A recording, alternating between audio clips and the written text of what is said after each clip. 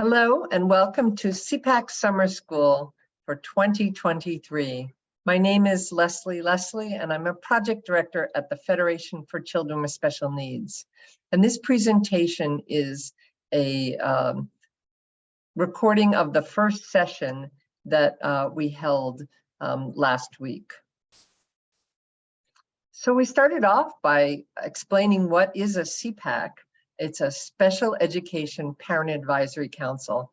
And here in Massachusetts, the requirement to have a SEPAC is embedded in Massachusetts law.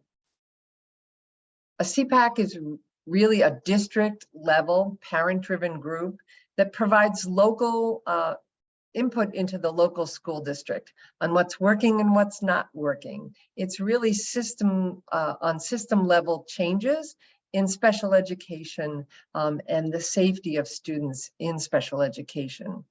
As I stated before, every school district in Massachusetts is required to establish a SEPAC. Who can be part of this SEPAC? We really look to broad terms. So under the law, it's open to all parents of children with disabilities and other interested parties. We are using the term parent to represent anyone who is in a role to support a student. It could be a guardian, it could be foster parent, grandparents, extended family givers. We want everyone who's involved in the support of a student on an IEP or a 504 plan to be welcome in our special education parent advisory councils. Their role is more of an advisory function. They make recommendations, provide guidance to the local school committee, and that can be used by the decision makers and local leaders so that they're not the policy decision makers, but they can be so effective in helping to improve educational outcomes. They can help identify unmet needs, bring awareness of challenges for families to the school district. And they also can help shape policies that are parent-driven, family-informed. The SEPAC has specific duties under Massachusetts law, and these duties shall include but not be limited to. And the three major duties are advising the school committees on matters that pertain to the education and safety of students with disabilities. This came into play so much during COVID that we realized that how important it was that school districts heard the parent voice around safety concerns for students with disabilities. SEPAC should be meeting regularly with school officials, and that helps provide that conduit of information going up and down the chain, and helps to also build relationships between schools and family leaders. And they're also have a duty to participate in the planning, development, and evaluation of special education programming in the district. And this is where sometimes it's difficult to identify exactly where the role of the SEPAC should fit into the school planning and development of programming or evaluations. And so that might be sitting on advisory boards or focus groups or being part of a team that is looking to evaluate options around programming. And I think SEPACs need to have these conversations with their district as to where this best would look on a local level, because in Massachusetts we have local control, so every school district operates a little bit differently. Under the law, the SEPACs are empowered to establish their own operational procedures, which are bylaws, so that we want it to be parent-driven, parent-led, and parent-organized. There's many places where SEPACs can get some guidance. Our Department of Elementary and Secondary Education, or DESE, has a guidance for SEPACs. Just be aware that it was published in 2010, and some of the sections are a little out of date, and a new version is right now in the planning stages. Another resource is the National SEPAC Guide, of which the Federation was a part of the development of. It's really a great overall tool and perspective on what is the role of SEPACs in school districts. So I highly recommend the National Advocacy and Action Guide. And also SEPACs can check in at the website for MassPAC at the Federation's website. And there are several sections there on, nuts and bolts, basic toolkit for SEPACs, membership information about MassPAC, and also training opportunities for SEPACs and parent leaders. For SEPACs, I think the key thing is to network and make connections. And the Federation provides lots of opportunities. So we have a networking series that runs on Thursdays at lunchtime. It's, I believe, the second Thursday of each month. And we bring together the graduates of our parent training, our special education, surrogate parent decision makers, and SEPAC officers to kind of deep dive into a topic and a conversation every month. We have a closed Google group for MassPAC members.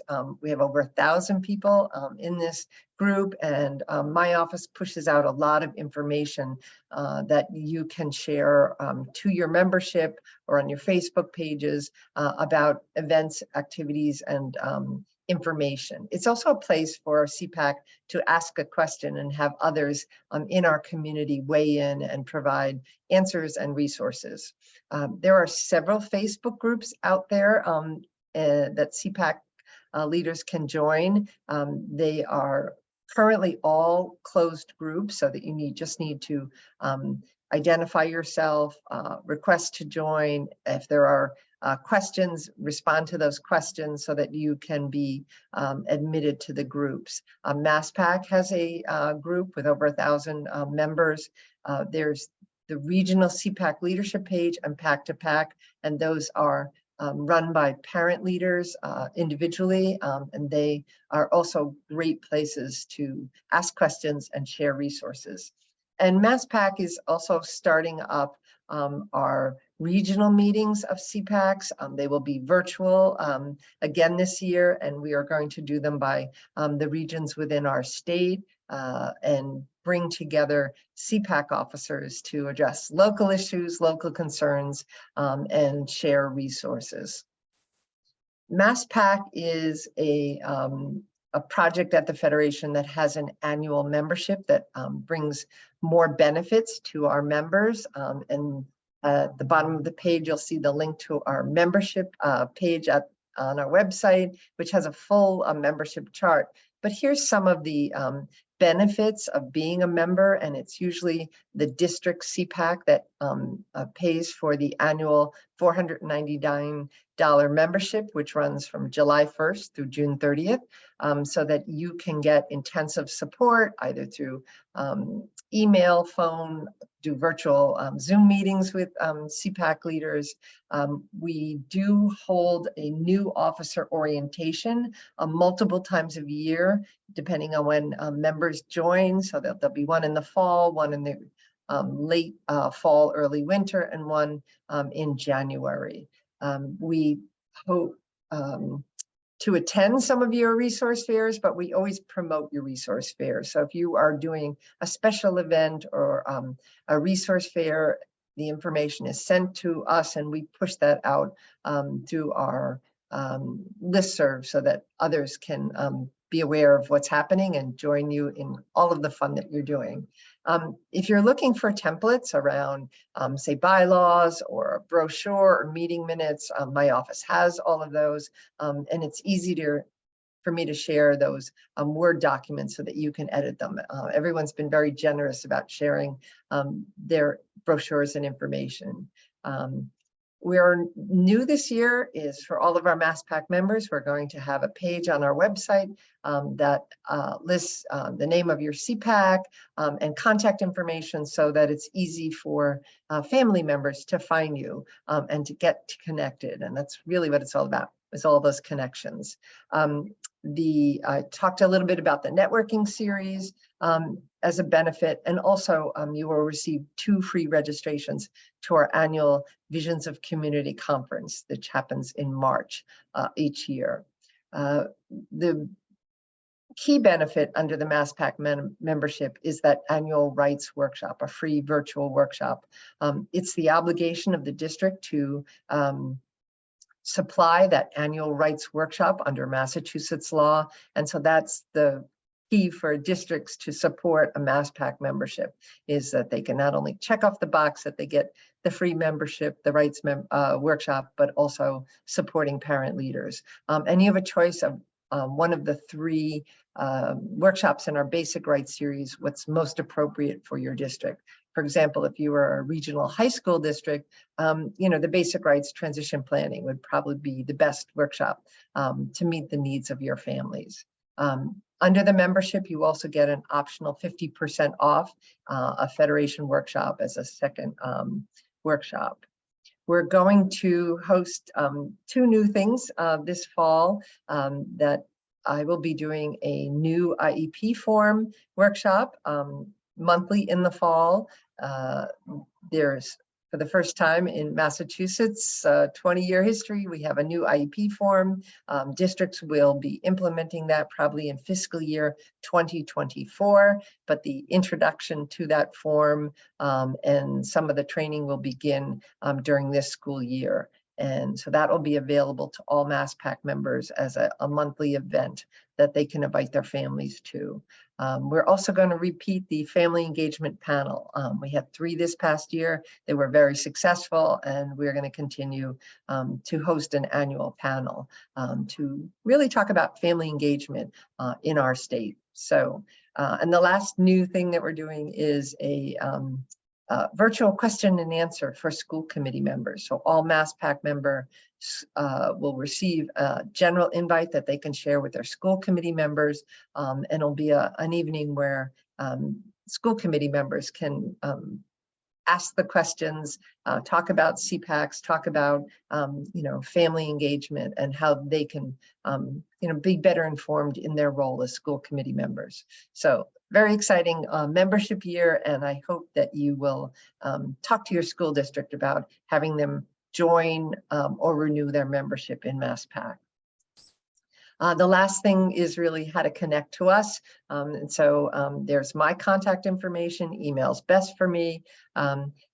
Kristen LaRose is our PTI workshop coordinator. So if you have any questions about how to schedule your workshop or issues around your workshop, that's the best email to reach her. And our business office now at the Federation is handling all of the invoicing for MassPAC membership. So if you need to get in contact with them, that's the connection for them. So we hope that you can join us for all 6 of the SEPAC summer school sessions this summer, but you're welcome to just drop in to any one of them and learn and have get your questions answered. So thank you for joining us for this first session of SEPAC Summer School 2023.